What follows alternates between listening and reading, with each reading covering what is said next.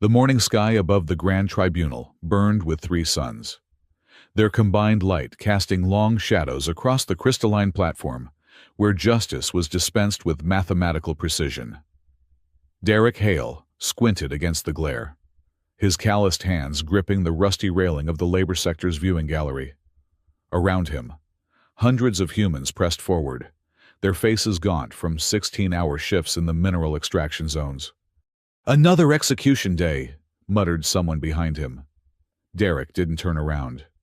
After 6 months on Aloris Prime, he'd learned that acknowledging despair only made it spread faster. The tribunal itself rose like a translucent pyramid from the city's heart, its walls pulsing with bioluminescent veins that carried the collective consciousness of the Judge Council.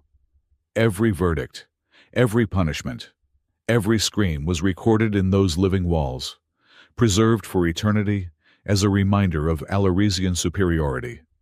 Derek had been dragged here by his work crew supervisor, a four-armed Alaresian named Korth, who believed witnessing public punishments would make the humans more compliant.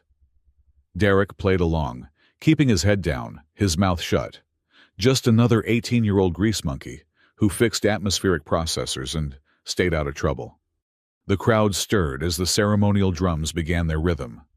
Each beat resonated through the crystalline floor, traveling up through Derek's worn boots and into his bones. The rhythm was designed to synchronize with Alaresian heartbeats. But for humans, it felt like being slowly crushed from the inside. "Bring forth the accused," boomed a voice that seemed to come from everywhere and nowhere at once.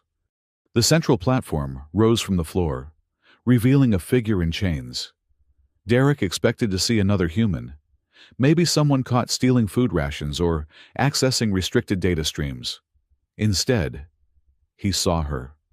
She couldn't have been more than 16 Earth years. Though with Alaresians, it was hard to tell. Her skin had that distinctive blue-silver shimmer that marked the noble bloodlines, and her hair fell in waves that shifted color with each movement, from deep violet to electric blue, even in chains, even facing death. She held her head high with a dignity that made the entire spectacle seem suddenly obscene. "Liara Kale," the voice continued, "daughter of House Kale, 8th Circle of the Inner Sanctum. You stand accused of treason against the natural order." A collective gasp rippled through the Alaresian sections of the gallery. Humans weren't supposed to understand the significance, but Derek had spent enough time eavesdropping to know that House Kale was old money, the kind of family that traced their lineage back to the first expansion. For one of their own to be here, facing public judgment, something extraordinary must have happened. High Judge Calith materialized on the judgment throne, his form crackling with barely contained energy. Unlike most Alaresians, who maintained humanoid shapes for convenience, Calith let his true nature show. His body, a constantly shifting mass of crystalline structures and flowing light. When he spoke, his voice carried the weight of absolute authority. "The evidence is irrefutable," Calith declared. "Security holograms show you entering the restricted zones. Biotraces confirm you distributed medical supplies to the human laborers. Most damning of all, you taught them to read our sacred texts." Derek felt his hands tighten on the railing. So that was her crime. She'd treated humans like people. Liara's voice rang out clear and strong. "I distributed expired medicines that would have been destroyed anyway. I taught them basic safety protocols to prevent workplace accidents. If compassion is treason, then your laws are the true crime." The silence that followed was deafening. Nobody spoke to the High Judge that way. Nobody. Calith's form pulsed with rage, colors shifting from blue to deep red. "Your mother's death has clearly affected your judgment. Perhaps witnessing true justice will remind you of your place in the order of things." Derek saw Liara flinch at the mention of her mother. It was the first crack in her composure, gone so quickly he might have imagined it. "The sentence," Calith continued, his voice dropping to a whisper that somehow carried to every corner of the tribunal, "is 700 lashes with the judge's whip, Even the Alarisians looked shocked. The judge's whip wasn't just a physical punishment. It was a neural disruptor. Each strike designed to overload the nervous system with precisely calibrated agony. 50 lashes could kill a human. 100 would kill most Alarisians. 700 was not a punishment. It was a theatrical execution. "The sentence will be carried out immediately," Caliph declared. "Let all who witness understand the price of corrupting the natural order." The execution platform reconfigured itself, metal flowing like liquid to form the punishment frame. Liara was forced forward, her wrists locked into position. The judge's whip materialized in the hands of the appointed executioner, a massive Alarisian whose face was hidden behind a ceremonial mask. Derek watched the executioner test the whip, each practice swing leaving trails of electric fire in the air. The crowd held its breath. Some of the humans in Derek's section were crying, whether from fear or sympathy he couldn't tell. That's when his mouth decided to work independently of his brain. "Hold up!" Derek shouted, vaulting over the railing before his common sense could stop him. "I invoke protective custody." The entire tribunal turned to stare at him. Thousands of eyes, human and alien alike, focused on one teenage mechanic in oil-stained coveralls who had just done something monumentally stupid. Caliph's form shifted, focusing on Derek like a predator noticing prey. "A human dares interrupt these proceedings." Derek's legs felt like jelly, but he kept walking forward, past the security barriers that should have fried him, but mysteriously didn't activate. Later, he'd wonder about that. Right now, he was too focused on not throwing up from terror. "Ancient law. Section something or other," Derek said, his voice cracking slightly. "Any sentient being can take another's punishment if they do it willingly. I looked it up when I was bored. You folks really should password protect your legal databases better." The silence stretched on for what felt like hours. Then Caliph laughed, a sound like breaking glass. "You wish to take her punishment a human, you wouldn't survive 10 lashes. Derek shrugged, falling back on the cocky attitude that had gotten him through every other impossible situation in his life. "Maybe not. But your law says I can try, unless you're admitting your own laws are meaningless." It was a trap, and everyone knew it. The Alarisians built their entire civilization on the sanctity of law. To deny Derek would be to admit their legal system was arbitrary. To allow it would mean watching a human potentially die for one of their nobles. Liara spoke for the first time since Derek's interruption. "Don't do this. You don't even know me." Derek looked at her, really looked at her for the first time. Behind the noble bearing and the defiance, he saw something else. Fear. Not for herself, but for him. This girl who was about to die was worried about a stranger. "Yeah, well," Derek said, attempting a smile. "I've been meaning to up my workout routine anyway. 700 reps. My CrossFit coach back on Earth would call that a warm-up." Nobody laughed. Fair enough. Tough crowd. Caliph's form solidified into something more traditionally humanoid, though his eyes remained pools of swirling energy. "Very well. The human has invoked ancient law. Release the accused." The chains holding Liara dissolved.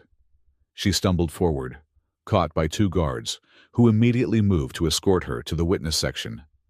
As she passed Derek, she grabbed his arm. "Why?" she whispered. Derek met her eyes. Those impossible color-shifting eyes that seemed to see right through him.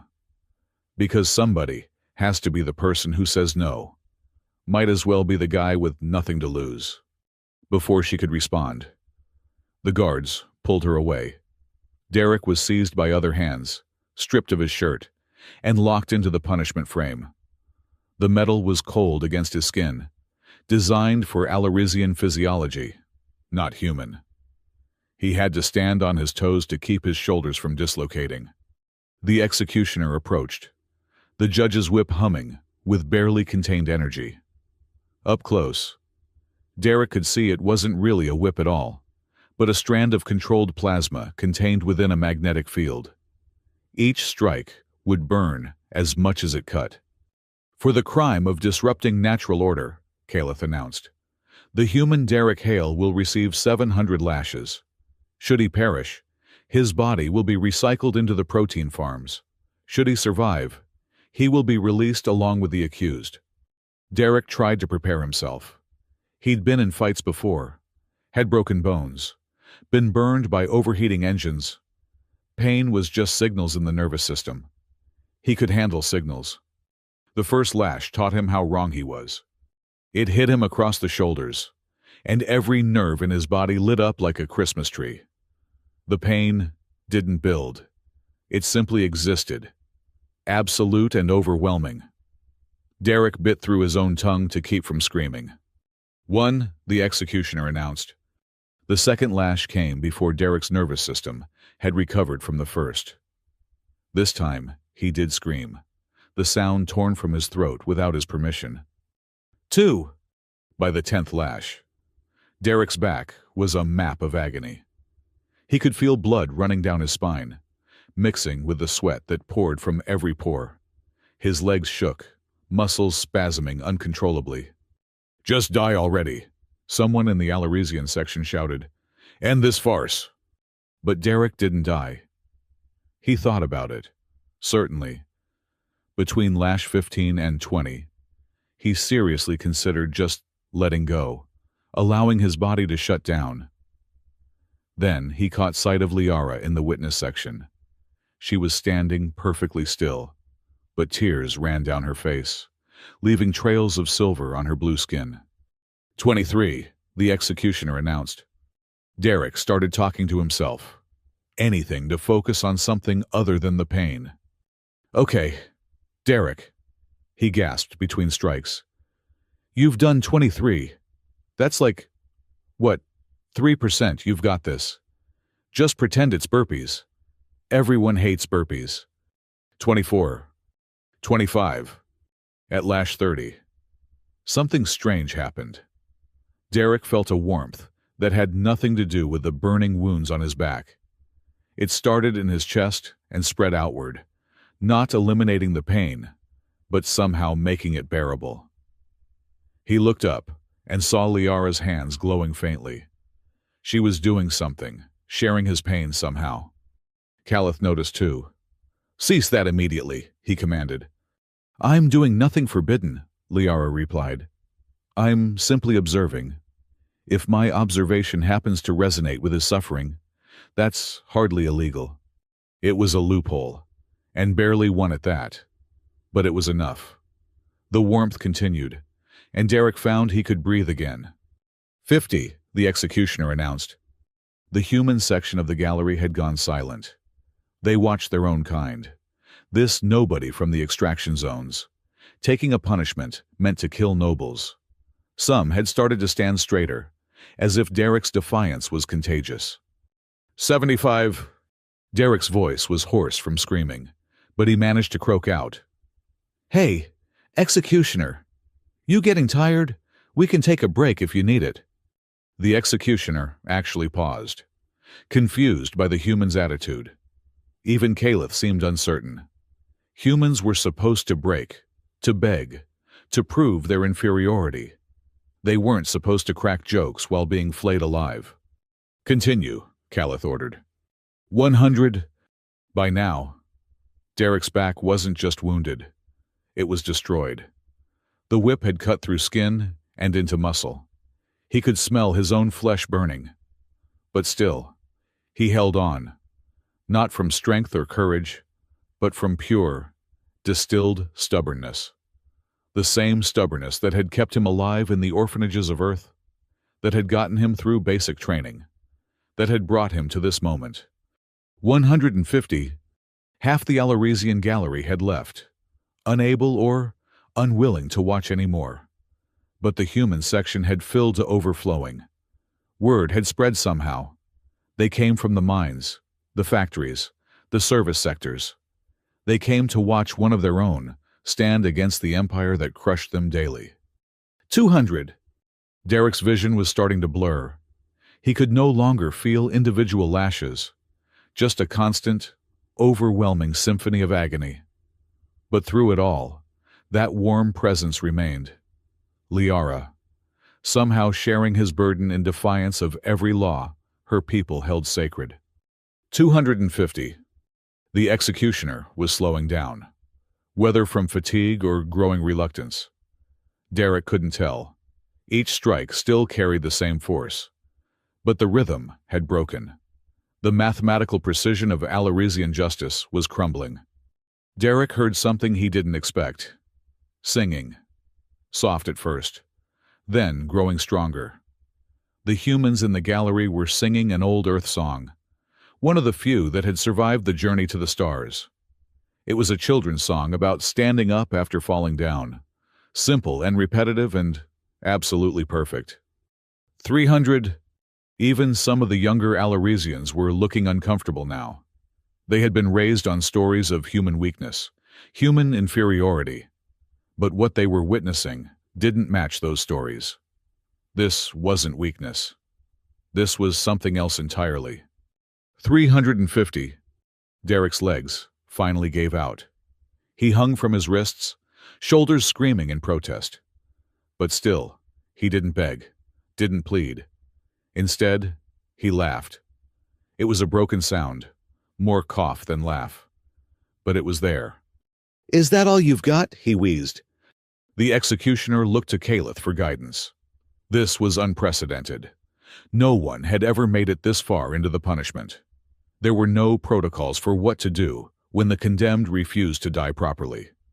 "Continue," Caliph commanded, but his voice lacked its earlier certainty. 400. The singing from the human section had spread. Some Alaresians had joined in, the younger ones who had been born after the conquest, who had grown up seeing humans as more than just livestock. The song echoed through the tribunal, a sound that would be remembered long after this day ended. Derek felt his consciousness starting to fragment. He was no longer entirely in his body, no longer entirely anywhere. But still, that warmth anchored him, kept him from drifting away entirely. Liara's presence was like a lifeline thrown to a drowning man. 450. The executioner's movements had become mechanical, going through the motions without enthusiasm. This wasn't justice anymore. It was just brutality, and everyone could see it. 500. Derek managed to raise his head one more time. Through blurred vision, he saw Liara. She was glowing now, not just her hands but her entire body, pouring energy into keeping him alive. Other Alaresians had backed away from her, afraid of whatever she had become in this moment. 550. The human section erupted. They weren't singing anymore. They were roaring. It wasn't quite a riot, not yet, but it was close. Security forces moved in, but hesitantly. They were used to controlling beaten, broken humans. These humans looked ready to tear the tribunal apart with their bare hands. 600. Derek felt something break inside him, not his body. That was already broken. Something deeper. A wall he'd built around the part of himself that still hoped, still believed things could be better. As that wall crumbled, he felt something else rush in to fill the space. Not just Liara's energy, but something from the crowd, from every human and sympathetic alien watching. A collective will that refused to let him fall. 650. Caliph stood from his throne, his form rippling with agitation. This was not going according to plan. The human should be dead. The crowd should be cowed. Order should be maintained. Instead, the very foundations of their society were shaking. 700. The final lash fell, and Derek Hale still lived. The silence that followed was absolute. Then, starting from the human section and spreading throughout the entire tribunal, came the sound of applause. Not the polite, measured applause of Alaresian society, but the wild, uncontrolled celebration of people who had just witnessed the impossible. Derek hung from the frame, more dead than alive, but his chest still rose and fell. He had survived. A human had taken the full measure of Alaresian justice and survived. "Release him!" Kaleth commanded, his voice tight with barely controlled rage. The restraints dissolved, and Derek collapsed. But before he could hit the ground, arms caught him. Liara's arms. She held him up, her strength supporting his broken body. "You magnificent idiot," she whispered in his ear. "You beautiful, magnificent idiot." Derek managed to crack one eye open. "So, does this mean you'll go out with me?" Despite everything, despite the blood and the pain and the crowd ready to explode, Liara laughed. It was a sound like silver bells, like hope given voice. "If you survive the medical bay, I'll consider it." As medical drones swarmed in to stabilize Derek, as the crowd continued to roar, as Kaleth retreated to consider how badly this had damaged his authority, something fundamental had changed in the relationship between humans and Alaresians. It had taken 700 lashes to break the old order. The question now was what would rise from its ashes. The medical bay smelled like ozone and antiseptic, a combination that made Derek's nose burn even through the haze of painkillers. He floated in and out of consciousness, aware of voices, but unable to focus on words. Sometimes he felt that warmth again, the same energy that had kept him alive during the lashing. Each time it appeared, the pain receded just a little more. "His cellular structure is actually regenerating faster than it should," someone was saying. "It's not possible with human physiology." "Nothing about what happened yesterday was possible," another voice replied. This one, Derek recognized. Liara. She sounded tired but determined. Yet here we are. Derek tried to open his eyes, managing to crack them just enough to see shapes moving in the bright white room. His back felt like it was made of molten lead, but at least he could feel it. That was probably good. "Look who's trying to join the living," Liara said. Suddenly at his bedside, her face came into focus slowly. Those color-shifting eyes, showing concern mixed with something else. Respect. Maybe. Or confusion. "Did I miss the party?" Derek croaked, his throat raw.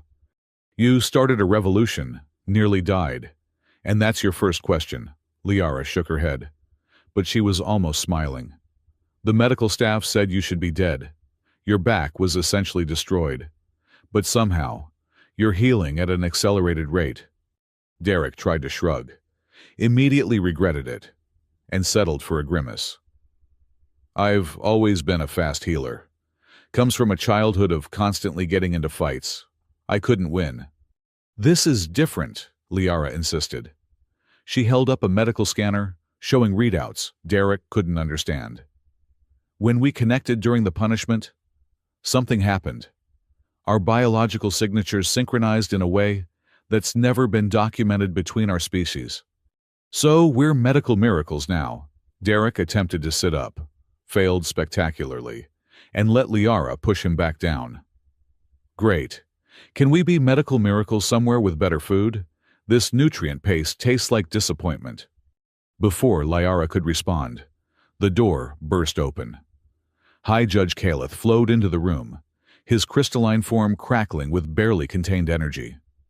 Behind him came a squad of enforcement officers, their weapons drawn. "Liara Kale," Kaleth announced. "You are under arrest for biological contamination and unlawful merger with an inferior species." Derek found strength he didn't know he had, rolling off the medical bed to place himself between Liara and the officers. His legs barely held him, and his back screamed in protest. But he stood. "Inferior species." Derek laughed, though it came out more like a wheeze. "I just took your worst punishment and lived. What part of that screams inferior to you?" Kaleth's form shifted, focusing on Derek with an intensity that made the air itself feel heavy. "You survived through unnatural means. The girl corrupted you with her energy, created an abomination that threatens the natural order. The natural order where you get to torture anyone who shows basic compassion." Derek took a shaky step forward. "Yeah, That order could use some threatening. One of the enforcement officers raised his weapon. Sir, permission to subdue the human. Denied, Calith said, surprising everyone. We need them both alive for study. The Science Collective wants to understand what happened during the punishment. How a human and an Alarisian achieved biological synchronization. Liara stepped out from behind Derek, her chin raised in defiance. You mean you want to dissect us? Such crude terminology, Calith replied. We prefer detailed analysis. You'll both be transferred to the research citadel immediately. Derek felt that warmth again. Stronger this time. Liara was doing something, preparing for something. He could feel her intention somehow, like whispers at the edge of his consciousness. You know what I love about you Alarisians, Derek said, buying time. You're so confident in your superiority that you never consider the possibility that you might be wrong. Wrong about what, human? About us being alone. The window exploded inward in a shower of crystallized glass. Through the opening came 3 figures in makeshift armor, firing stun bolts that sent the enforcement officers sprawling. Derek recognized one of them, a human woman named Sarah from the mining sector. The other 2 were Alarisians, but younger, their forms less rigid than the traditional nobles.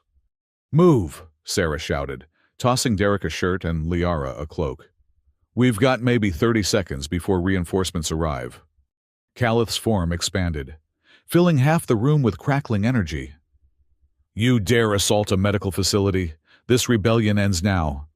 Liara grabbed Derek's hand, and suddenly, that warmth became a torrent. Energy flowed between them, visible now as threads of light that pulsed with their heartbeats. Without thinking, Derek pushed that energy outward, creating a barrier that Calith's attack crashed against harmlessly. That's not possible, Calith said. And for the first time, Derek heard uncertainty in his voice. You keep using that word, Derek grinned, though the effort of maintaining the barrier was making his vision blur. I don't think it means what you think it means. Sarah and the others laid down covering fire, as Derek and Liara stumbled toward the window.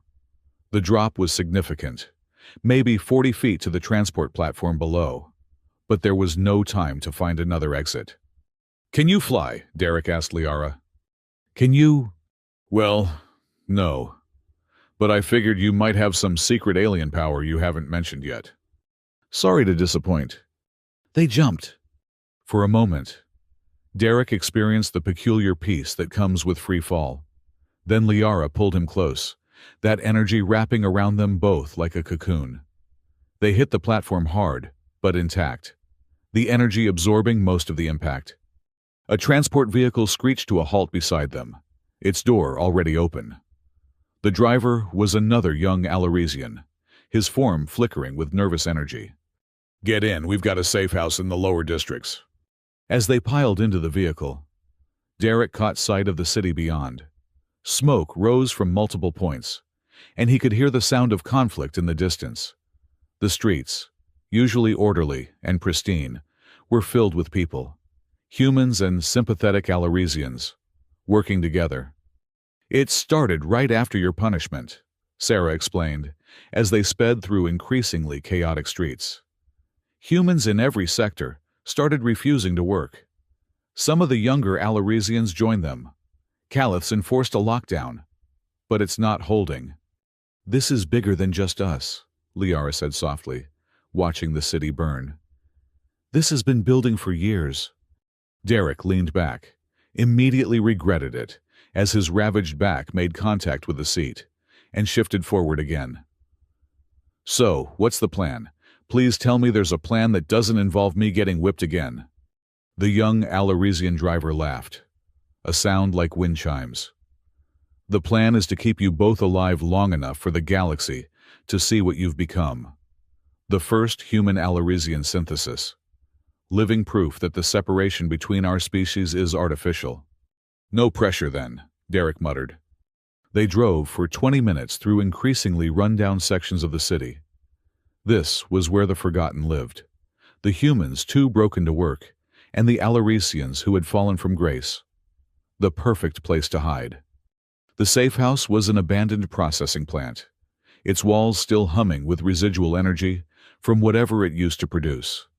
Inside, Derek was surprised to find nearly 50 people, a mix of species, all working together. They had weapons, medical supplies, and most surprisingly, communication equipment. "We've been planning this for months," Sarah explained. "We just needed a spark to light the fire. You two provided a bonfire." An older Alarician approached, his form more stable than the younger one's, suggesting considerable age. "I am Marcus, formerly of the Science Collective before I was exiled for suggesting humans might be sentient. I need to examine you both." Derek looked at Liara, who nodded. They followed Marcus to a makeshift medical station, where he ran scanner after scanner over them, muttering to himself in a mixture of languages. "Extraordinary," he finally said. "Your cellular structures have begun to mirror each other, not replacing what was there, but adding to it. You're becoming something new." "Is it dangerous?" Liara asked. "Everything is dangerous now," Marcus replied. "But this particular danger might be our salvation. If we can prove that humans and Alaricians can merge at a biological level, it destroys the entire foundation of the separation doctrine." Derek felt a wave of exhaustion hit him. The adrenaline was wearing off, and his body was remembering that it had been literally flayed less than a day ago. Liara caught him as he swayed, her strength again surprising him. "He needs rest," she said firmly. "We all need rest," Sarah countered. "But Calith's forces are mobilizing. We have maybe 6 hours before they find us." "Then we use those 6 hours," Liara said, her tone brooking no argument. She guided Derek to a corner where someone had set up a basic sleeping area. As he collapsed onto the mattress, careful to lay on his stomach, she sat beside him. "Why did you really do it?" she asked quietly. "The truth this time? Not jokes." Derek was quiet for a long moment, listening to the sounds of preparation around them. "My parents died in the first wave of the invasion. I was 8. Watched it happen from a shelter my mom had stuffed me into. She told me to be brave, to remember that humans were more than what the aliens thought we were." He turned his head to look at her. "For 10 years, I forgot that. I kept my head down, fixed machines, tried not to be noticed. Then I saw you standing there, about to die for the crime of being decent. And I remembered, humans are more than what they think we are. And maybe it was time someone proved it." Liara was quiet for a moment. Then she lay down beside him, careful not to touch his injured back. "My mother was executed 6 months ago. Calith said she was plotting against the state, but I knew better. She had discovered something about the original invasion, something that challenged the narrative of Alarician superiority." "What did she find?" "I don't know. Her research was destroyed. But she told me before she died that humans were the key to our future. That without them, we would stagnate and die." Liara's voice grew soft. "I think she would have liked you." Derek wanted to respond, but exhaustion was pulling him under. As he drifted off, he felt that warmth again. Liara's energy wrapping around him like a blanket, accelerating his healing even as she shared his pain. He woke to the sound of explosions. The safe house was in chaos. Enforcement officers had found them, and the battle had already begun. Derek rolled to his feet, surprised to find his back hurt less than expected. Still agonizing, but functional. "They came faster than expected," Sarah shouted, firing through a window. "Someone talked." Liara was already in motion, that energy crackling around her as she deflected incoming fire. Derek felt their connection flare to life, and without thinking, he reached out and added his strength to hers. The barrier they created together was stronger than either could manage alone. "We need to get you both out," Marcus said urgently. "If they capture you now, The revolution dies before it truly begins. No more running, Derek said firmly. We make our stand here. That's suicide, Sarah protested. No, Derek grinned, though there was no humor in it. That's CrossFit. You should see what I can do when I'm properly warmed up. He stepped toward the door, Liara beside him. Their joined hands glowed with that strange merged energy. Behind them, the other rebels looked at each other, then followed. You inspire loyalty quickly, Liara observed. It's a gift, Derek replied. Also, probably a curse. We'll see which one in about 30 seconds.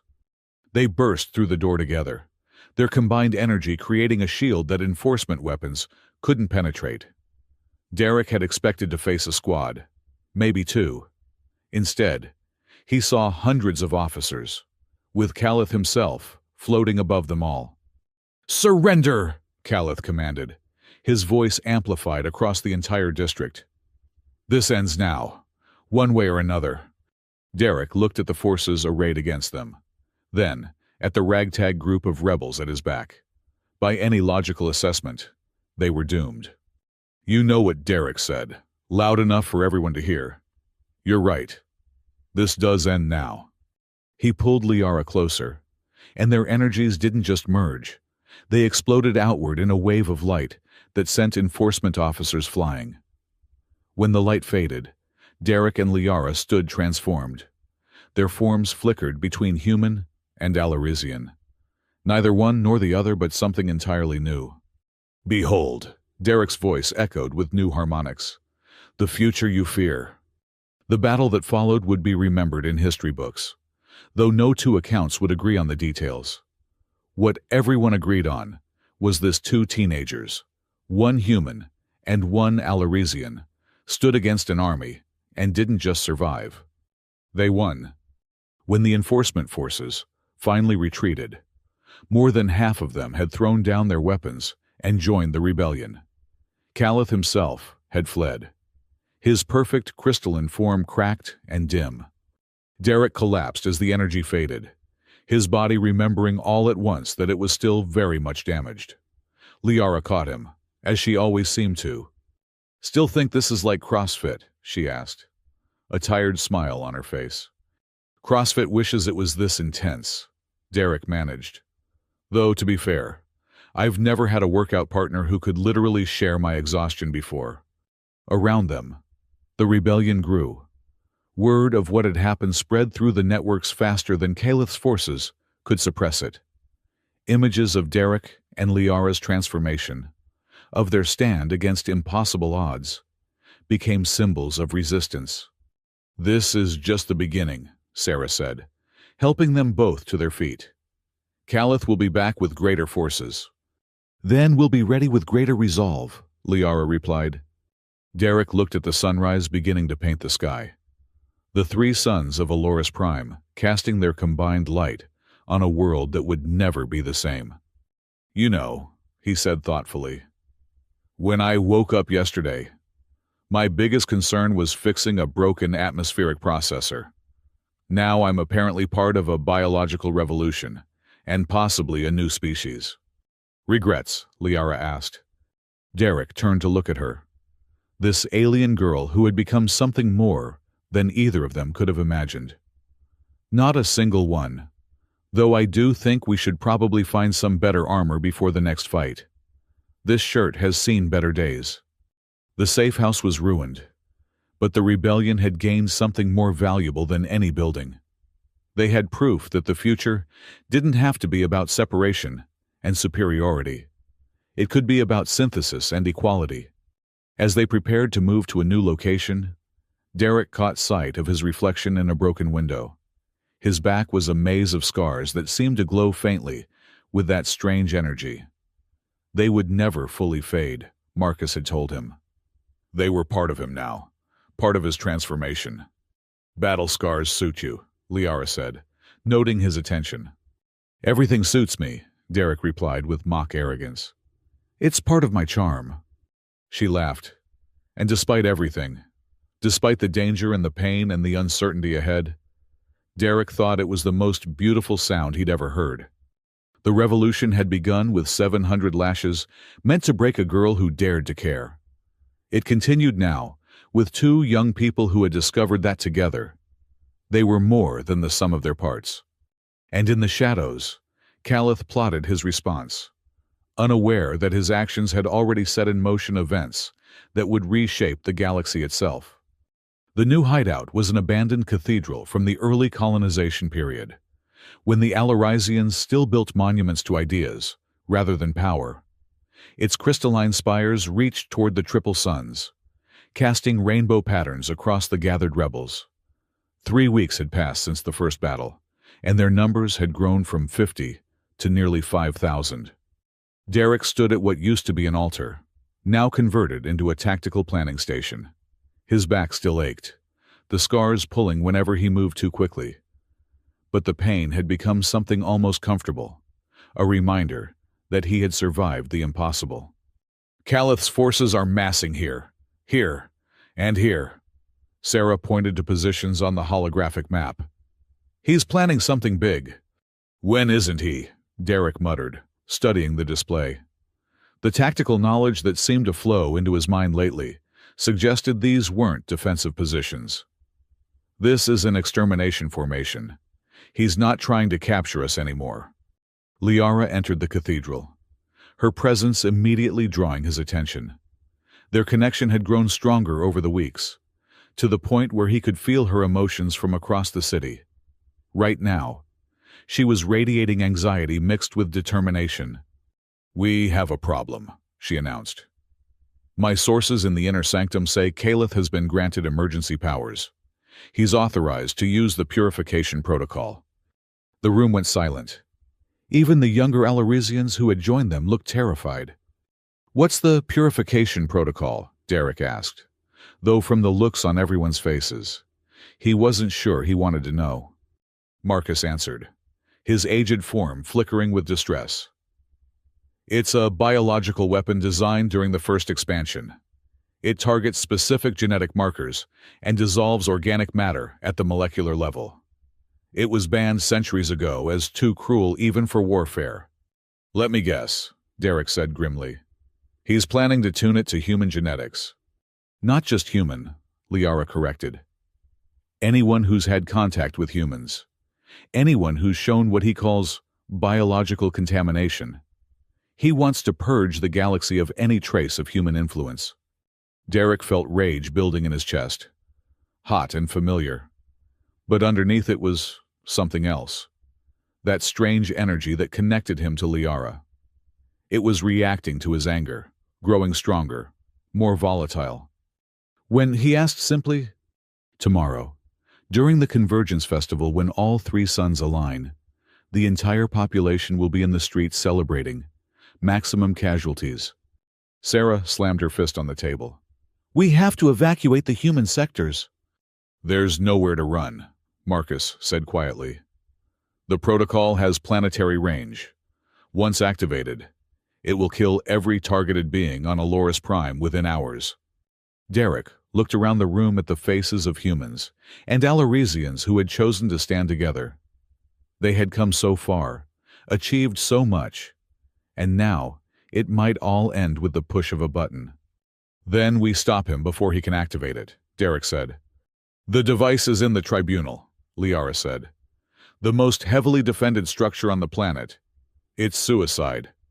Derek grinned, though there was no humor in it. "Suicide is my specialty. Remember, besides, we have something Caliph doesn't expect." "What's that?" Derek took Liara's hand, and immediately their energies merged, creating a visible aura around them both. "Whatever this is, our synchronization, Caliph fears it enough to risk using a banned weapon. That means it's more powerful than even we know." Marcus had been studying them with his scanners again. "The energy signature you produce together is unlike anything in our database. It's not Alarizian, not human, but something entirely new. If we could amplify it." "We'd need a conductor," Liara said, understanding immediately. "Something to channel and focus the energy." "The tribunal itself," Derek said suddenly. It's one giant crystalline structure designed to channel energy. If we could get inside and reverse the flow, we could turn their own weapon against them, Sarah finished, eyes lighting up with possibility. The planning took all night. Every detail had to be perfect because they would only get one chance. By dawn, they had a plan that was either brilliant or insane, possibly both. The Convergence Festival began as the three suns started their alignment. The streets filled with Alarisians in ceremonial robes, their forms shimmering with celebratory energy. Hidden among them were the rebels, humans and sympathetic aliens moving toward their positions. Derek and Liara stood in an alley near the tribunal, both dressed in stolen enforcement uniforms. The disguises wouldn't hold up to close inspection, but they only needed to get inside. "You ready for this?" Liara asked. "I was born ready," Derek replied automatically, then paused. "Actually, no. I was born pretty helpless, but I got ready eventually." She squeezed his hand. "If this doesn't work—" "It'll work," Derek interrupted. "It has to. Because the alternative is everyone we care about dies. And I'm not really okay with that outcome." They moved toward the tribunal entrance, their forged credentials getting them past the outer checkpoints. The building was nearly empty, most of the staff given leave for the festival. Calith's arrogance worked in their favor. He didn't expect anyone would dare attack during the celebration.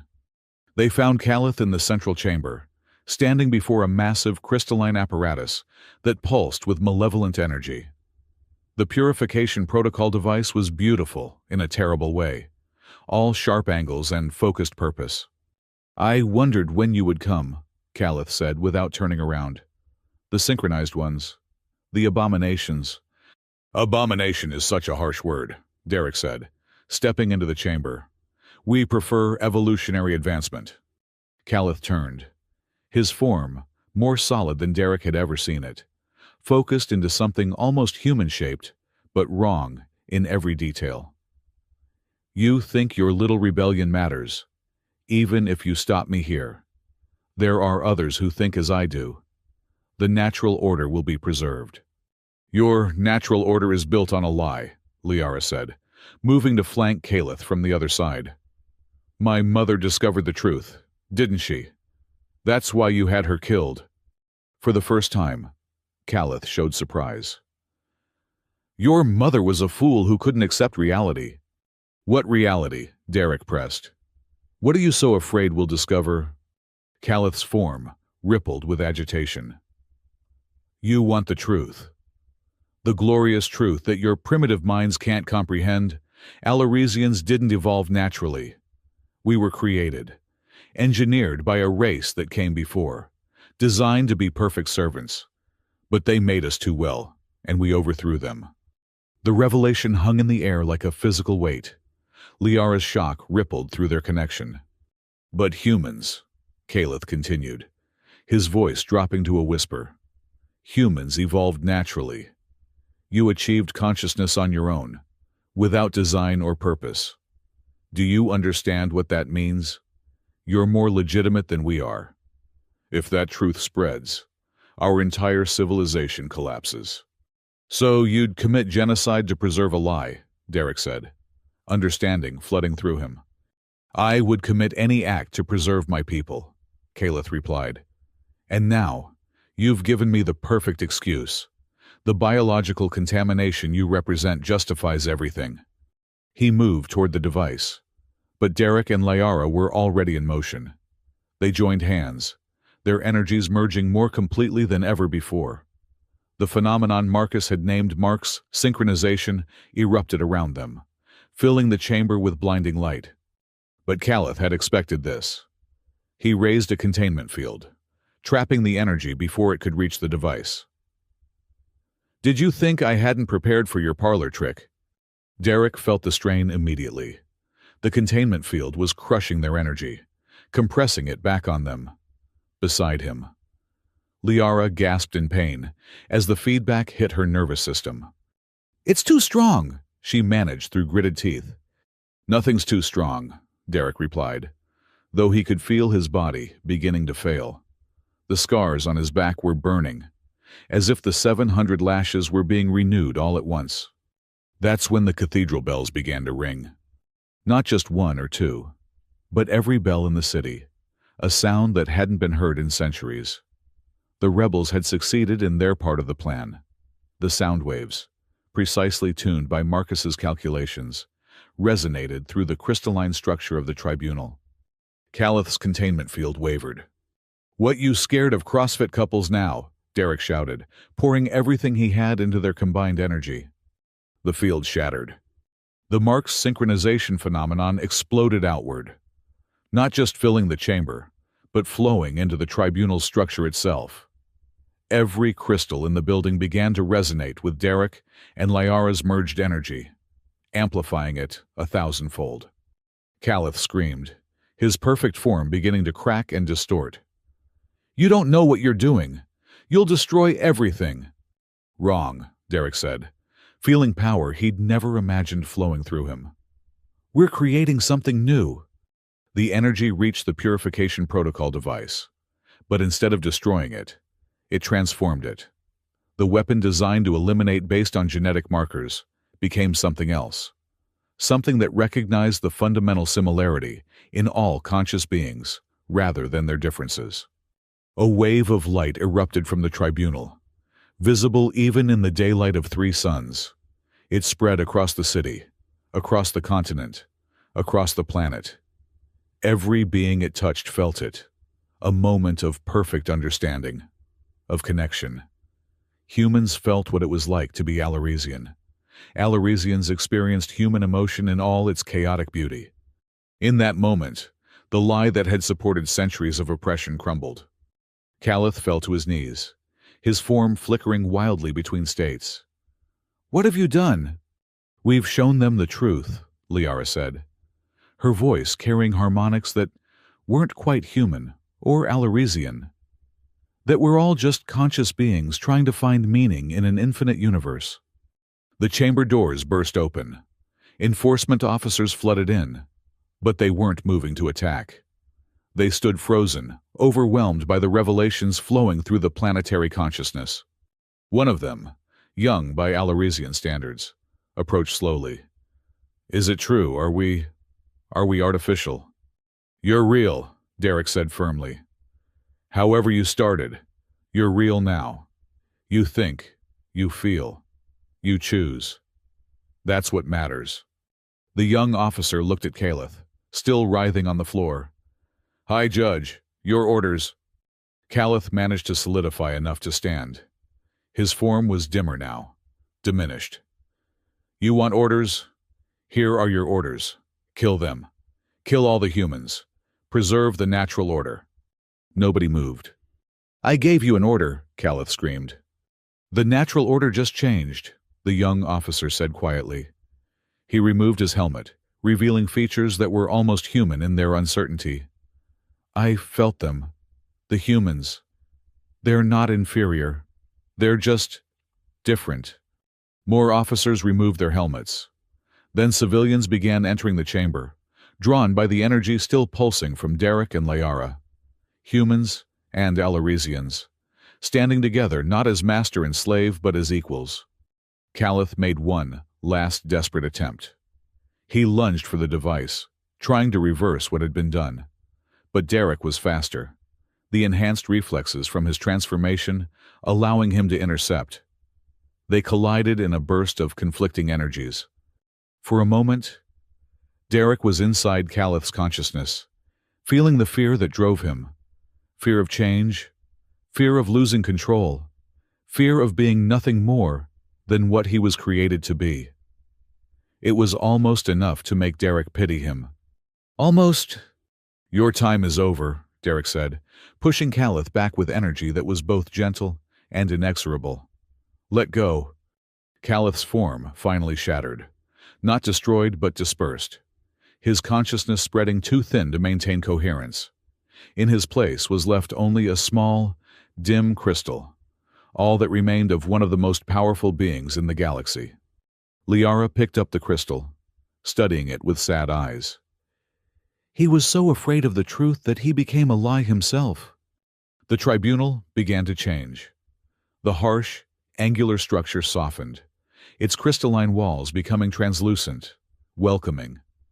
The building that had been a symbol of oppression transformed into something new, just as Derek and Liara had transformed. Outside, the festival had become something unprecedented. Humans and Alaresians danced together, their energies mingling in patterns that would have been impossible just hours before. The rigid caste system that had defined society for millennia dissolved in a single afternoon. Sarah found them in the chamber, tears streaming down her face. "You did it. You actually did it." "We all did it," Derek corrected. "Liara and I might have been the catalyst. But this only worked because people were ready for change." Marcus arrived, his scanners working overtime. "The energy wave is still spreading. It's reached the orbital stations, the moon colonies. Within days, it will reach every Alaresian world in the system." And then Liara asked, "Then we have the hard work of building something new," Marcus replied. "Transformation is just the beginning. Now we have to learn to live with what we've become." Derek looked at Liara, seeing his own exhaustion reflected in her features. They had pushed themselves beyond any reasonable limit, and the cost was becoming apparent. He could feel parts of himself that might never fully recover. Prices paid for power he was never meant to wield. "Worth it?" Liara asked, reading his thoughts through their connection. "Every scar," Derek replied without hesitation.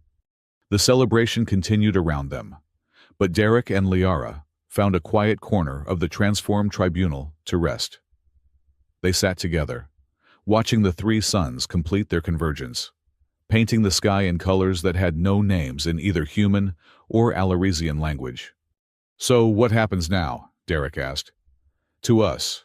I mean, we're not human anymore, not Alaresian. We're something in between." "Something new," Liara corrected. "The first of something new. There will be others. The synchronization phenomenon isn't unique to us. We just happen to be the first desperate enough to try it." Derek thought about that. About a future where the distinction between human and alien became meaningless, where consciousness was the only criterion that mattered. "My CrossFit coach would be so proud," he said suddenly. "I mean, I basically just did the ultimate partner workout. Synchronized biological transformation through shared trauma. That's got to be worth at least a trophy." Liara laughed, the sound echoing through their connection and filling Derek with warmth that had nothing to do with energy manipulation. "You're impossible," she said. "Impossibly charming," Derek corrected. "Also impossibly tired. Think anyone would notice if we took a nap during our own revolution?" "I think they'd understand," Liara said, leaning against him carefully, mindful of his still healing back. As they rested, the transformation they had begun continued to spread. Not everyone accepted it. There were those, both human and Alaresian, who resisted the change, who wanted to maintain the old divisions. But they were increasingly outnumbered by those who embraced the new possibility. The revolution that had begun with 700 lashes had become something neither Derek nor Liara could have imagined. Not just the overthrow of a government, but the birth of a new form of consciousness, a merger of two species into something greater than either alone. And at the center of it all, two teenagers who had chosen to stand up when everyone else knelt down, who had chosen connection over separation, love over fear. The scars on Derek's back had begun to glow permanently now, creating patterns that looked almost like wings when the light hit them right.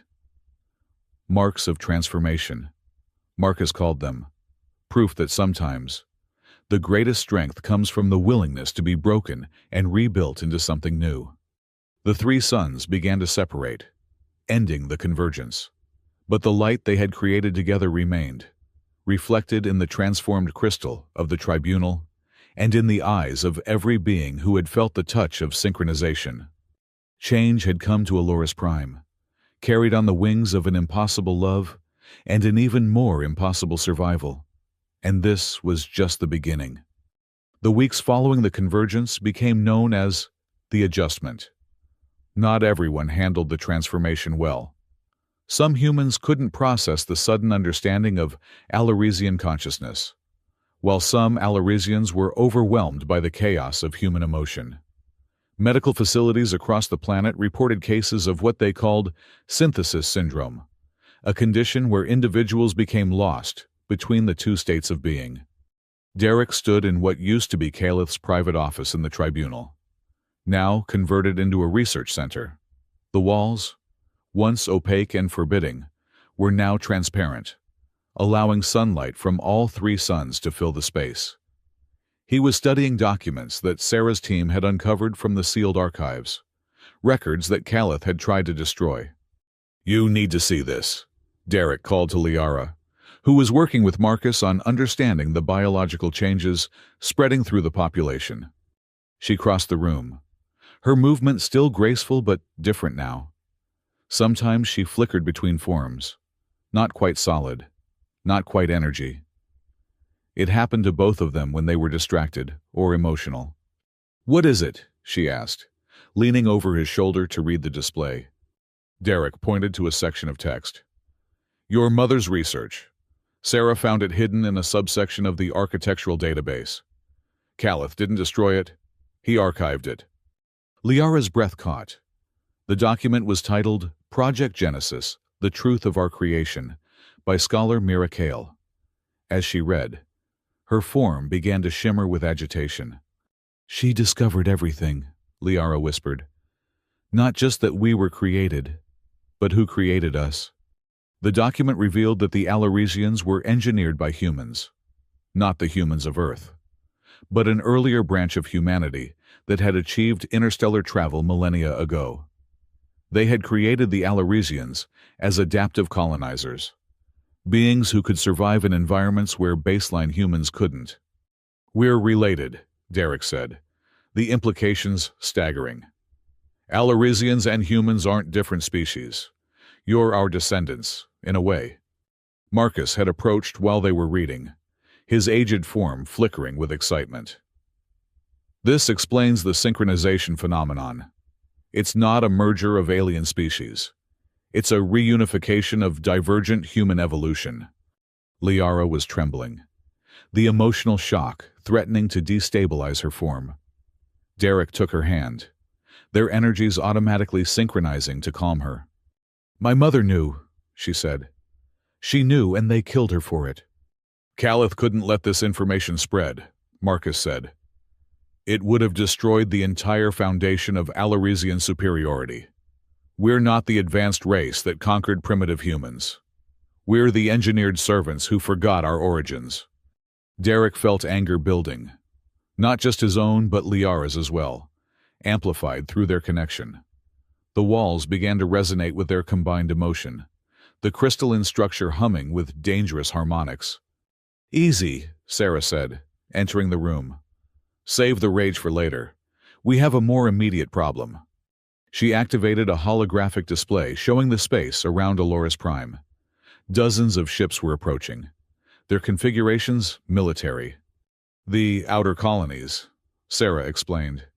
"The Alaresian worlds that weren't affected by the transformation. They're coming to restore order." Derek studied the display. The fleet was massive, enough firepower to glass the entire planet if they chose. "How long?" 3 days, maybe 4 if they're cautious. "They won't negotiate," Marcus said grimly. "To them, we're all contaminated. They'll purify the planet through orbital bombardment, rather than risk the spread of synchronization."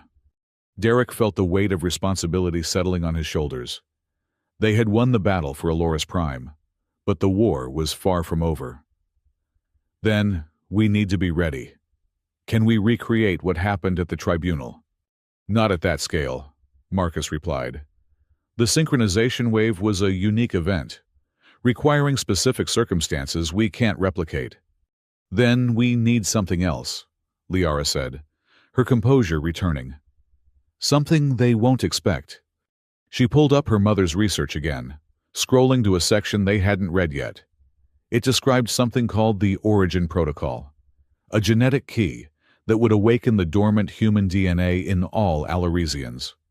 This is what Calith feared most, Liara said. Not just that we were created by humans, but that we could become human again. That's not becoming human, Derek corrected, understanding flooding through him. That's becoming what you were always meant to be. The next step in human evolution. Over the next 2 days, they worked without rest. Marcus and his team modified the Tribunal's transmission systems, while Derek and Liara practiced extending their synchronization to others. They discovered they could act as catalysts, helping others achieve the merger that had come naturally to them. The night before the fleet's arrival, Derek found himself on the Tribunal's highest spire, looking at the stars. Liara joined him, as he knew she would. Their connection made solitude impossible. Not that either minded anymore. "Scared?" she asked. "Terrified," Derek admitted, "but not of dying. I'm scared of failing everyone who believes in what we've started." "You didn't start this," Liara said softly. "This has been building for generations. We were just the spark that lit the fuse." Derek turned to look at her, seeing the way starlight played across her features. She was beautiful, in a way that transcended species, a harmony of human and Alaresian traits that shouldn't exist, but did. "When this is over," he said, "assuming we survive, what then?" "Then we build something new," Liara replied. "A civilization where the distinction between human and Alaresian becomes meaningless, where consciousness is the only criterion for citizenship." "And us?" Derek asked, the question more personal. Liara smiled, a very human expression on her transformed features. "Us, we'll probably argue about whether our children should learn Earth sports or Alaresian meditation first." Derek laughed, the sound echoing across the city. "Children. We're barely adults ourselves." "Time is relative," Liara said. "In the span of cosmic evolution, we're already ancient." The moment was interrupted by Sarah's voice over the communication system. "They're here, earlier than expected." They rushed back to the command center. The holographic display showed the fleet dropping out of hyperspace, their weapons already charging. The lead ship was broadcasting a message. "This is Admiral Karras of the Pure Fleet. The planet Aloris Prime has been designated for cleansing due to biological contamination. All orbital defenses will stand down immediately, or we will commence bombardment." Derek looked around the room at the faces of humans and transformed Alaresians. They had come so far, achieved so much. He wouldn't let it end here. "Open a channel," he said. Sarah nodded, and suddenly Derek was broadcasting to the entire fleet. "Admiral Karras," Derek said, his voice steady despite the fear coursing through him. "I'm Derek Hale, the human who started this contamination. I have a proposition for you." There was a pause. Then Karras appeared on the display. He was old-form Alaresian, his shape rigid and perfect, untouched by human influence.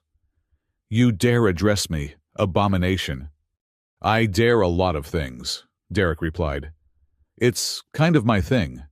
But here's what you need to know. The transformation isn't a contamination. It's evolution. And whether you like it or not, it's already spreading." "Impossible. We've maintained quarantine." "Have you checked your crew lately?" Derek asked. "The synchronization doesn't require physical contact anymore. It spreads through consciousness itself. Every moment you remain in orbit, your people are being exposed to what we've become." It was a bluff, mostly. The synchronization could spread through proximity, but not at the distance between the planet and the fleet. But Derek was counting on fear to do what truth couldn't. Karras's form flickered with agitation. "You lie." "Then, why is your tactical officer's form destabilizing?" Liara said, stepping beside Derek. On the screen, Karras turned to look at someone off display. There was a commotion, voices raised in alarm. What have you done? Kiris demanded. We've shown them the truth, Derek said. The same truth Calith tried to hide. Would you like to know what you really are? Admiral, would you like to know why humans and Alarizians can merge so easily? Lies and corruption, Kiris snarled. Commence bombardment immediately. But nothing happened. The weapons on the fleet remained silent. Admiral, a voice said from off-screen. The crew, they're refusing orders. They want to hear what the humans have to say. Derek felt a smile tugging at his lips. The transformation might not be spreading to the fleet, but doubt was, and that was almost as powerful. This is what Calith feared, Derek said, his voice carrying across the communication channels to every ship. Not that humans would conquer you, but that you'd realize we're family. Alarizians were created by an ancient branch of humanity. You're not our superiors. You're our children. Come home at last. He transmitted Miracale's research, the complete files spreading through the fleet's databases before their security systems could stop it. The truth, held back for so long, flooded through thousands of minds at once. The reaction was immediate and chaotic. Some ships began powering down their weapons.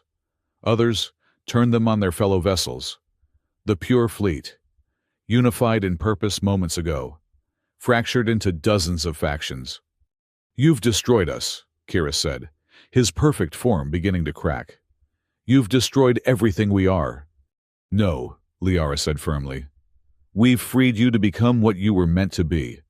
She and Derek joined hands, their synchronization flaring to life. But this time, they didn't keep it contained. They broadcast it, sending the signal through the Tribunal's modified transmitters to every receiver in the system. It wasn't the overwhelming wave that had transformed Aloris Prime, but it was enough. Enough to show the fleet what was possible. On the display, they could see crew members beginning to change. Not forced transformation, but voluntary acceptance. Alarizians choosing to embrace their human heritage. Humans choosing to accept Alarizian enhancement. The merger, spreading not through biological imperative, but through conscious choice. Admiral Karras stood alone on his bridge. His crew transformed around him. You've won, he said, his voice hollow.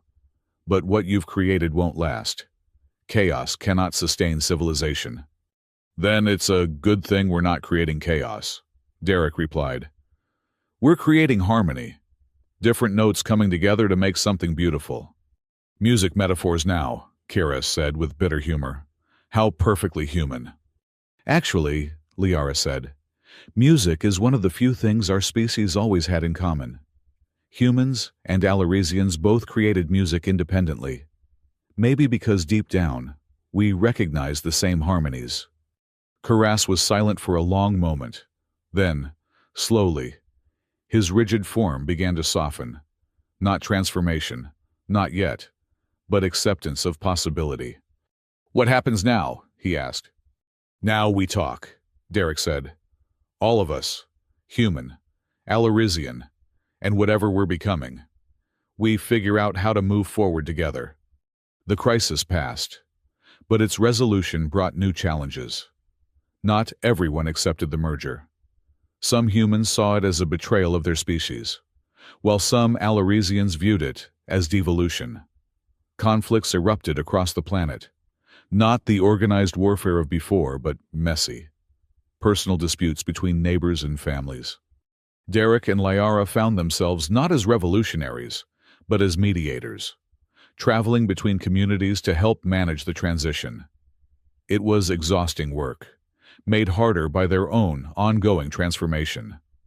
Their synchronization had deepened to the point where they sometimes forgot where one ended and the other began. One evening, in a small settlement where humans and Alarizians were learning to farm together, Derek sat watching the three suns set. His back ached, as it always did when he was tired. The scars would never fully heal. Marcus had confirmed. They were part of him now, woven into his transformed genetics. Regrets? Liara asked, sitting beside him. It had become their ritual, this question. Never, Derek replied automatically, then paused. Well, maybe one. Liara raised an eyebrow, a gesture she'd picked up from him. I wish I'd kept track of the count, Derek said. I mean, I took 700 lashes and I don't actually remember most of them. Seems like I should have been keeping score. Liara laughed, the sound bright in the gathering darkness. Only you would turn near-death torture into a competitive sport. Everything's a competitive sport if you're brave enough, Derek countered. They sat in comfortable silence, watching the first stars appear. Around them, the settlement continued its work, humans and Alaricians side by side, building something that had never existed before. Marcus says the transformation is accelerating, Liara said eventually. Within a generation, maybe two, the distinction between human and Alarician will be meaningless. Good, Derek said firmly. Labels just get in the way of seeing people for who they really are. A child ran past, chasing a ball. She looked about 6 years old, with blue-tinted skin and brown eyes, features that marked her as one of the first naturally born hybrids. She paused when she saw them, eyes wide with recognition. You're them, she said. The ones who changed everything. We're just people, Derek said gently. People who made a choice. The child considered this, then nodded, as if it made perfect sense. My mom says you got hurt really bad to save everyone. I got hurt to save one person, Derek corrected, glancing at Liara.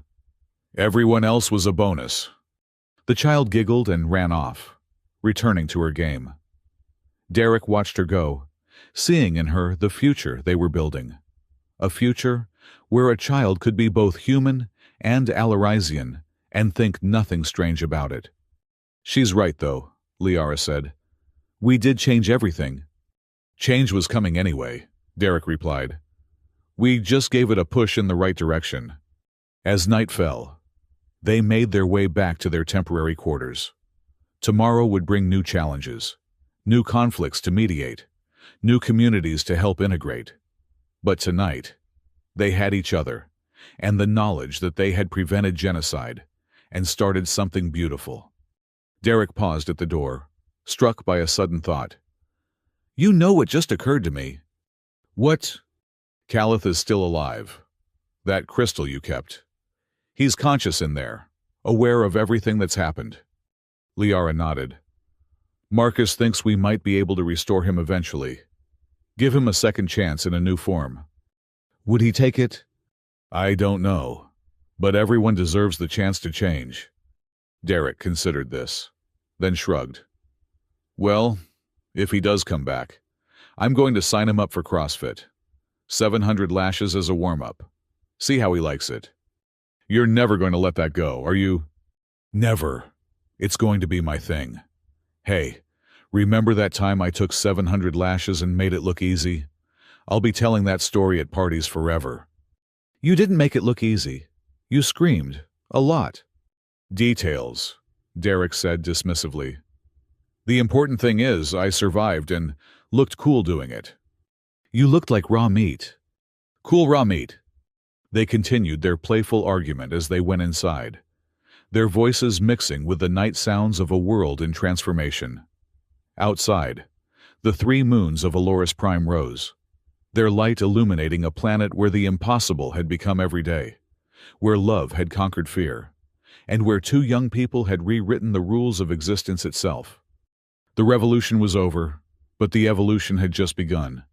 6 months had passed since the Pure Fleet's arrival, and Aloris Prime had settled into an uneasy peace. The integration continued, sometimes smoothly, sometimes with friction that threatened to tear communities apart. Derek and Liara had become symbols of the new order, whether they wanted it or not. They stood now in Marcus's laboratory, staring at a discovery that changed everything they thought they knew. Run it again, Derek said, his voice hollow. Marcus activated the holographic display once more. It showed encrypted files from the deepest levels of the Tribunal's archives, files that had taken months to decrypt. The timestamp showed they were created before Derek had even arrived on Aloris Prime. Bah, subject selection complete. The file header read, Human Male Derek Hale. Optimal Psychological Profile for Martyrdom Complex. Probability of intervention during public execution, 89%. Derek felt his legs weaken. Liara caught his arm, her own shock rippling through their connection. "Keep reading," she said grimly. The files continued with horrifying precision. Every detail of that day at the tribunal had been planned. Derek's work assignment that brought him to the viewing gallery. The specific mention of the ancient law in a database he'd accessed. Even the timing of Liara's arrest. Test parameters. Evaluate human capacity for endurance under extreme duress. Secondary objective. Assess potential for biological synchronization between species. Tertiary objective. Catalyze social transformation through controlled traumatic bonding. "They knew," Derek said, rage building in his chest. "They knew I would volunteer. They counted on it." Marcus pulled up another file. This one showed correspondence between Calith and someone identified only as the architect.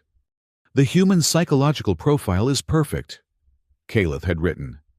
"His need to be a hero, combined with his use of humor as a defense mechanism, makes him ideal. He will endure the punishment because he cannot conceive of failure when others are watching." Liara's form was flickering dangerously, her emotion destabilizing her transformation. "My arrest. My mother's death. All of it." "Your mother's death was real," Marcus said gently. "But her research was deliberately leaked to you. They wanted you to find it, to share it with Derek. Every step was orchestrated." Derek punched the wall, his enhanced strength cracking the crystal. "Why, what was the point of torturing us?" "To create you," a new voice said from the doorway. They turned to see Admiral Karras entering, but he looked different. His form was softer now, showing signs of accepting the transformation. "I was part of the Outer Circle," Karras admitted. "Not the planning, but the observation. The architect believed that natural evolution was too slow. They needed catalysts, symbols that would force rapid change." "Who is the architect?" Liara demanded. Karras gestured to another figure entering the room. Derek's breath caught. It was an elderly human woman, her hair white with age, but her eyes sharp with intelligence. "I am," she said simply, "Dr. Elizabeth Thorne, formerly of Earth's Genesis Council." The name meant nothing to Derek, but Marcus gasped. "You're supposed to be dead. You disappeared 50 years ago." "I came here," Thorne said, "to complete work that began centuries ago. The original engineers who created the Alarisians were my ancestors. They made a mistake, creating a servant race that would eventually surpass and oppress their creators' descendants. I came to correct that mistake." "By torturing us," Derek snarled, taking a step toward her. Thorne didn't flinch. "By creating the catalysts for integration. You and Liara are not the first attempt, merely the first successful one. The synchronization phenomenon required specific psychological and physiological conditions. Shared trauma, mutual respect, complementary personalities." "You're talking about us like we're lab rats," Liara said, her voice cold. "You were," Thorne said bluntly. "But you were also more. You exceeded every parameter. Derek surviving 700 lashes wasn't just unlikely. It should have been impossible. The synchronization shouldn't have spread beyond you two. But you made it happen through sheer will." Derek felt sick. Everything he'd thought was his choice, his heroism, had been manipulation. "The other rebels, Sarah, were they all part of this?" "No," Kira said. "The rebellion was real. We simply guided it, ensured the right people were in the right places." "You destroyed my back," Derek said quietly. "You broke my body for an experiment." "And created something unprecedented," Thorne replied. "You're not just synchronized with Liara. You've become a bridge between species. Your genetic structure is rewriting itself daily, becoming something that can exist as both human and Alarisian simultaneously." She pulled up a medical scan showing Derek's current biological state. It was barely recognizable as human anymore, but it wasn't Alaresian either. It was something entirely new. "You're the prototype for the next stage of human evolution," Thorn continued. "In a few generations, your descendants won't be human or Alaresian. They'll be something that transcends both." Derek looked at Liara, seeing his own horror reflected in her eyes. Their entire relationship, built on what they thought was choice and sacrifice, had been orchestrated. "No," Liara said suddenly firmly. "You're wrong." Everyone turned to look at her. "You might have orchestrated the circumstances," she continued. "But you didn't create what happened between us. Derek chose to take those lashes. I chose to share his pain. We chose to trust each other, to love each other. You can't manufacture that." "Can't I?" Thorn asked. "Every couple thinks their love is unique, but it's all chemistry and psychology. Predictable reactions to stimuli." Derek felt something shift inside him. The rage was still there, but underneath it was something else. Understanding. "You're afraid," he said suddenly. "You set all this up because you're terrified it wouldn't happen naturally." Thorn's composure cracked slightly. The species were on a collision course for mutual destruction. The Alaresians would have eventually eliminated humanity, or humans would have risen up and destroyed their creator's children. I prevented genocide. "By committing torture," Liara said. "By accepting necessary sacrifice," Thorn countered. "Would you rather 14 billion people died in a war?" The room fell silent. Derek wanted to argue, wanted to rage against the violation of his autonomy. But the truth was undeniable. Without the events at the tribunal, the transformation would never have happened. The war between species would have been inevitable. "There's more," Marcus said quietly, studying the files. "The experiment isn't over." He pulled up a star chart showing not just the Aloris system, but dozens of others. Each one marked with status indicators. "Phase 1, Aloris Prime, complete," he read. "Phase 2 through 15, awaiting catalyst deployment." "You're going to do this everywhere," Derek said, understanding flooding through him. "Create martyrs and heroes on every world until the entire galaxy transforms." "Unless," Thorn said, "you provide an alternative." "What do you mean?" "You and Liara have become something unprecedented. Your synchronization is complete enough that you could theoretically spread it without trauma. Through touch, through proximity, through conscious choice rather than forced evolution." "You want us to be your missionaries," Liara said with disgust. "I want you to prevent the need for more experiments," Thorn replied. "You can travel to these worlds, demonstrate the synchronization, and guide the transformation peacefully. Or I can activate the contingency protocols and create new catalysts through trauma." "That's not a choice," Derek said. "That's blackmail." "That's reality," Thorn countered. "The transformation is going to happen. The only question is how much suffering accompanies it." Derek felt the weight of the decision crushing him. He looked at Liara, and through their connection, he could feel her thoughts. They were trapped. If they refused, billions would suffer. If they accepted, they became willing participants in the system that had tortured them. "We need time to decide," Liara said. "You have 3 days," Thorn said, turning to leave. "After that, Phase 2 begins with or without you." After she left, the room erupted in arguments. Karis defended the necessity of the plan while Marcus condemned its ethics. But Derek barely heard them. He was lost in the revelation that his entire life had been manipulated. That night, Derek stood on the same spire where he'd watched the stars with Liara before the fleet arrived. She found him there, as she always did. "I keep thinking about that day," Derek said without preamble. "Standing in that gallery, watching you in chains. Was any of it real? Did I actually choose? Or was I just following programming they put in my head?" Liara was quiet for a moment.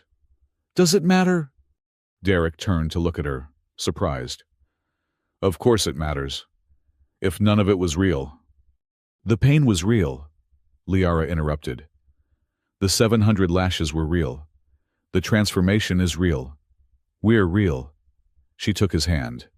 Their energies merging automatically. Maybe they created the circumstances, but we created what came from them. How can you be so calm about this? Because I'm choosing to be, Liara said simply. That's what they don't understand. They think they can predict and control everything. But consciousness isn't that simple. You made jokes while being tortured. That wasn't in their predictions. You survived when you should have died. That wasn't in their plan. Derek considered this. So what do? Become their agents, spreading transformation across the galaxy. We become ourselves, Liara said firmly. We go to these worlds. Yes, but we do it our way. We show them transformation through joy, not trauma, through choice, not force. And if Thorn objects, then she learns what happens when you try to control something that's evolved beyond your parameters. Derek felt a smile tugging at his lips for the first time since the revelation. You're suggesting we hijack their experiment.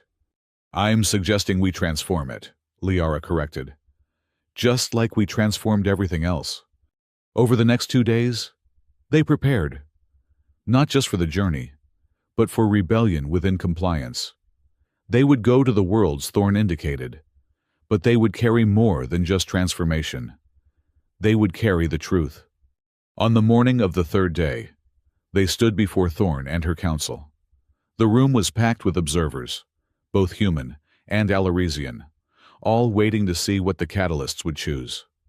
We'll do it, Derek announced, but on our terms.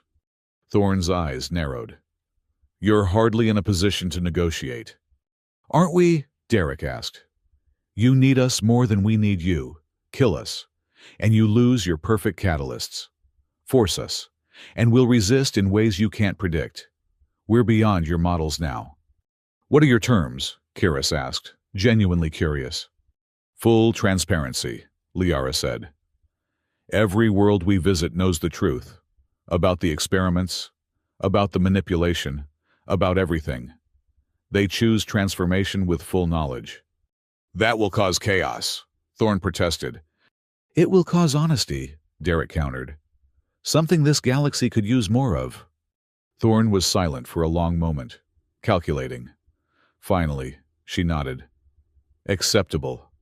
But you will have observers. As long as they don't interfere, Liara agreed. As they prepared to leave Aloris Prime for the first time since the transformation, Derek found himself in the medical bay one last time. Marcus was running final scans, documenting their biological state for the journey. You know, Marcus said quietly, what you're doing is incredibly brave. Or incredibly stupid, Derek replied. I can never tell the difference. Perhaps they're the same thing, Marcus suggested. The courage to be stupid in the face of impossible odds. Sarah came to see them off, tears in her eyes.